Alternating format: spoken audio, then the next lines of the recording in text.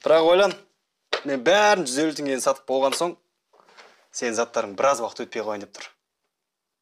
Міне бол, 133 санау. Сендім. Рахмет.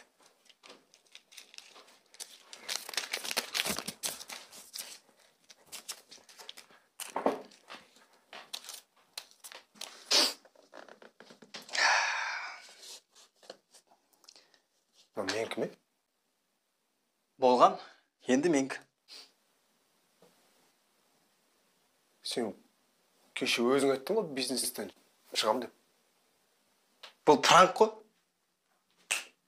Сен алдандың. Енді 300-ге сатам. Тосыңа. Тосыңа.